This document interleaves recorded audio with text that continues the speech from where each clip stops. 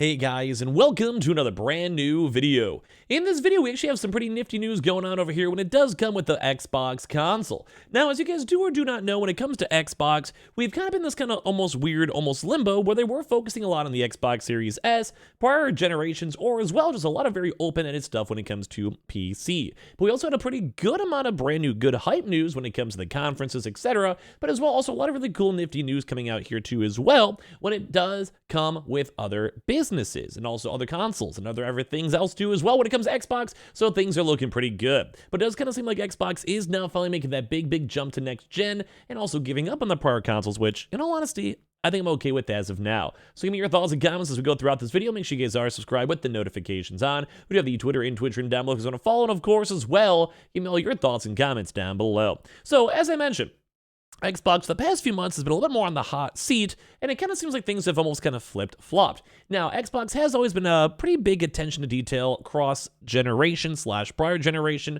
whatever the best words for it should be, to be able to go utilize your consoles no matter what, and be able to go play games on older stuff, basically making it just always perpetually available when it's on PC, Game Pass, or as well just on your consoles. But it does kind of seem like right now we are finally getting the official confirmation that Xbox is going gung-ho on the next gen.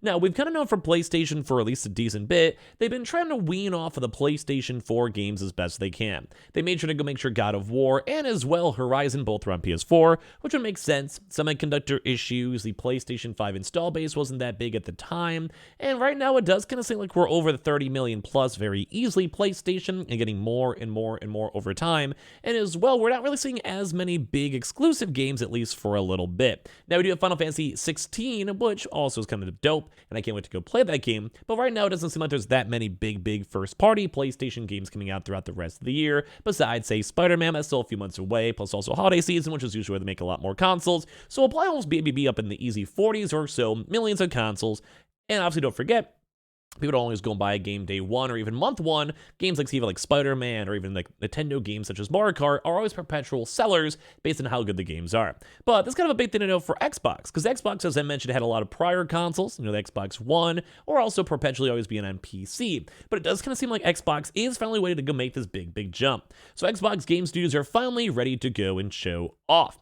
So Microsoft's video game studios are now finally adopting number one, which is kind of big topics over here, longer development cycles, collaborating more with each other, and finally, once again, ditching last generation's Xbox One tech, if not that console's player base. Ifty enough. So we've kind of touched about some of the stuff, but I think the bigger thing for as of today has been people focusing on the, end of Xbox, where it seems like right now they're finally pushing the PlayStation side, where it's, we could, theory, go make games on the Xbox One. It was still a pretty decently sold console. A lot of people did go and buy it, or we can go and focus on the Xbox Series S, which is similar price point, but also way better technology, and the same with the Xbox One, and we can just go and finally make this big next leap and next jump to the next gen console. And that's kind of good. Like, I think the future for Xbox is huge. So basically, they're saying as of right now, these shifts are part of an updated approach at making games for PC and consoles at Microsoft. The company's game studio chief, Matt Booty, tells Axios. It's also part of the latest strategy to get Microsoft's gaming up closer to par with the frequent excellence of rivals, Sony and Nintendo, which really has also been a hot topic this week, where it seems like basically, Xbox wants to make a lot more games over time. They as well also want to go and do a lot more just general good games and first-party games, and also while they're probably pushing so much on the acquisition side as well to maintain up Game Pass. If you could get 4 major big games a year, plus a bunch of indies or also maybe smaller games too throughout the year, that pretty much would incentivize most folks to go and keep Game Pass, mainly because there's always something coming out at some point. And that's also kind of a big reason why they spent the $7.5 billion on ZeniMax, because all these games also had a chance to go and push into these different game studios, or things like Bethesda, which once again, think Starfield or even Fallout 76 or even ESO, all these various games that can be also utilized on Game Pass or as well just in general purchases. And that's kind of a big thing, is that while there is a lot of Xbox games, some of the older style games might also be holding back graphics, because you have to go and develop on a somewhat getting dated consoles such as the Xbox One. It just isn't really as efficient for business or for anything else. And I think that's kind of why it's a big jump for them to finally make this next push, because people want to be able to go utilize these graphics, and as well it does also cut down on development time, because you don't have to customize games for super old school stuff, unless it has a tie into with PC, because don't forget PC, you can do a lot of different types of, customizations on your console itself, or on the game itself, but as well, it's also kind of just good for the next step. Because if we're trying to go and build and develop things for better, more processed, more efficient consoles, that just means that the overall quality and also efficiency for even PC and the actual consoles themselves should be a lot better. Because let's more put it this way, if you're trying to develop stuff and somehow make these little tricks and stuff that make happen for older consoles, that might be cool in theory, or you just go and completely wipe that time out and utilize something like the Xbox Series X and to go have everything be a lot more quicker and chiller, which is very nice to go and see. So funny enough, though, a lot of these studios have also yet to even launch and release a game for the current line of consoles, which is once again while they're trying to go make this push into the Xbox itself, because well, duh, like they just haven't had a chance to even really showcase it up. We haven't really seen that many Xbox games so far, although it does seem with this most recent Xbox conference, we'll see a lot more over time, which is nice. But right now, some of these games haven't even had an announcement for these games. Like some people don't even know what some of these companies are working on, and that's why some folks I think have been a little bit on the skeptical side when it comes to Xbox, because Xbox itself has potential, but if they don't know about the potential or the trailers, then there's nothing really going on. Although a lot of folks have been a little bit more on the skeptical side too as well, because we also were kind of assuming some of these games might not be announced or talked about due to the actual acquisition over here of Activision, because many people are just assuming like, oh hey, this might be kind of rough. We want them to appear weaker and not as good compared to PlayStation, so they might get the deal because they're seeming weak and no one's really hyped up for it, or negativity on the actual online specter as well.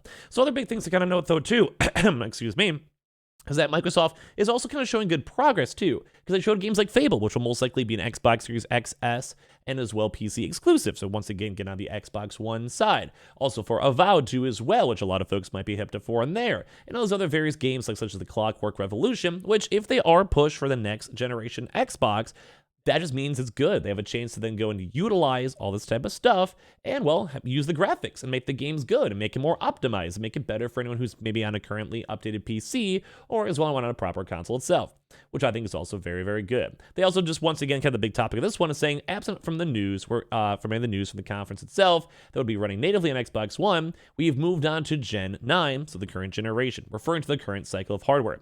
No internal teams right now are working on games for the older gen consoles outside of outside support for ongoing games. So like basically if you already have a game on your Xbox One, you don't have to stress too much about anything because you already have the game itself, which I think is kind of a big thumbs up in general. We like that. We appreciate that's good stuff.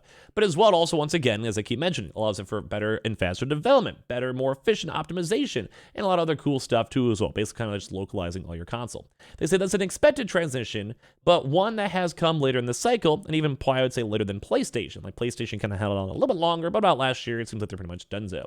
I mean, some games might still come out for PS4, but you know what I mean.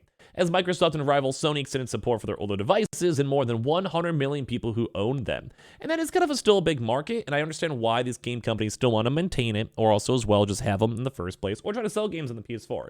Either way, it makes sense, or even on the old Xbox. But there comes a certain time where technology and expectations for games are way higher. Final Fantasy 14 or 16, that game looks phenomenal, and sometimes that is just more of a focus on the PlayStation 5 version to make that more optimized and make it look better and take advantage of the internal hardware. Now, they all sometimes have to worry about, let's say, even a PlayStation 3 still, Xbox One still. Yeah, that sometimes goes and leads things out if they have to support it for way too long as well. Like, I want people making new stuff, new IPs, new games, and making them good.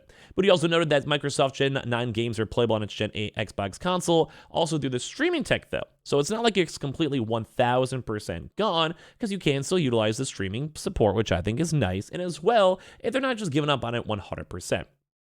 I think it's actually very cool. They go into the teams will, though, keep on developing games for the Xbox Series S, despite some rumblings, which even I was a bit skeptical on for that, outside of the Microsoft that the company's requirement for games for the 499X is also running on the weaker console. So some people are assuming that the weaker console would just not be kind of, be utilized, or might just be phased out over time, but thankfully they're going to keep working on it either way. The older console prior gen, that makes more sense. Like the Xbox Series S, I'm sure is going to be supported for many more years as well, or on top that might just be more focused for 1080p 30 FPS or even 1440p 30 FPS, depending on what the games are trying to run into or whatever it might go and be.